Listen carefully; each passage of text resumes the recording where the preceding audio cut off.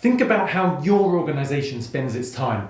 Is it focused primarily on exploiting what it has, or exploring what's new, or a combination of both? Does it even know? If not, it could be drifting towards extinction.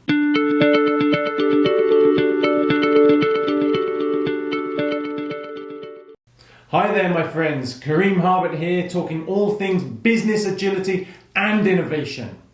Today I'm talking about exploiting and exploring. What's the difference and why it matters to your organization? In 1913, Henry Ford introduced what became one of the most important innovations in the history of manufacturing. Inspired by Chicago meatpackers, Ford noticed that the individuals moving around the factory to the car, which stayed still, was extremely inefficient. He wondered if he could make the cars move and the people stay still, such that they could focus only on their specialization and their individual activities. Okay? And in 1913, he introduced the moving production line. Little did he know how this was going to revolutionize not just the car industry, but every single industry that operates and makes physical products today. The effects were dramatic. Ford went from being able to make a Model T in 12 hours to making one in just 90 minutes. This was incredibly efficient and saved so much money that they were able to drop the price from $850 to $300. Nobody at the time could compete with that. Fast forward to 1927 and they were selling 15 million Model Ts annually.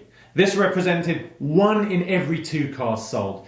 This innovation turned Ford from just another car company to a juggernaut. So why is that so important? Well, if we go back 100 years, the world compared to today was pretty stable.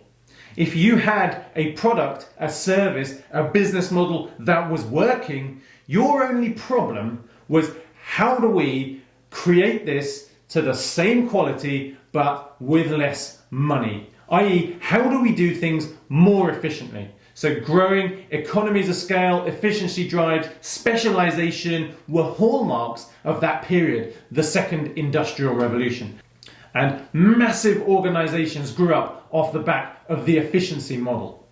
What Ford had done was to master the art of exploiting the product that they had, in this case, the Model T. And they outperformed everybody else by being more efficient, more productive, and cheaper at creating that car. Now today, almost every single organization I see still follows that same model of efficiency. Can we efficiently create what we have? But there's a key difference. The world is not stable, it's not predictable, and we cannot just rely on our current products, services, and business models. They expire, and they expire far more quickly than ever before. So exploiting what you have, whilst important, is not the whole picture. If you focus purely on exploiting what you have, when what you have is no longer wanted by the market, you have nothing on which to fall back. Increase in volatility, uncertainty, complexity, and ambiguity, or VUCA, has changed the game fundamentally. Suddenly, exploiting is not enough. We need to master the art of exploring the new. What is the next product? What is the next service? What is the next entire business model that we as an organization need to create? Because the world is changing so fast, we can't rely on what we have. Now, organizations are fundamentally designed and set up to be effective at exploiting. Very, very few, apart from the most effective, most modern organizations, are set up to effectively explore the new. These are fundamentally different activities, and they need to be treated as such. Hierarchies, efficiency, specialization, rules, these work really, really well when you're exploiting the known. But when you're exploring the unknown, the unpredictable, the new, when you're creating new knowledge, the old rules of the game don't apply. You need new structures, leadership techniques, management techniques, governance policies. You need great teams to be given authority to run experiments, small, safe-to-fail experiments. You need a whole different culture and set of policies and leadership styles. So how do organizations balance the two? Well, most don't. Most are focusing over on the exploit side. Your Blockbusters, your Nokias, your Blackberries, your Borders. These are organizations that could only exploit and they couldn't explore, and that's why we don't see them around anymore. And now very few organizations are on the extreme other side. They are fantastic innovators, but they can't produce efficiently the things they innovate in order to turn those into a viable business model.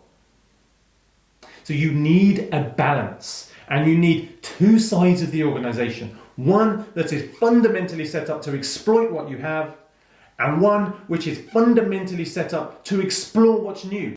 You need to look simultaneously backwards towards yesterday and forwards towards tomorrow, whilst keeping the lights on today.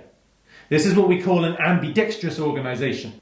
Stay tuned for follow-up videos where I'll be exploring how you can reinvent your organization for exploring and exploiting, how you can create ambidextrous organizations, survive and thrive in a world of uncertainty.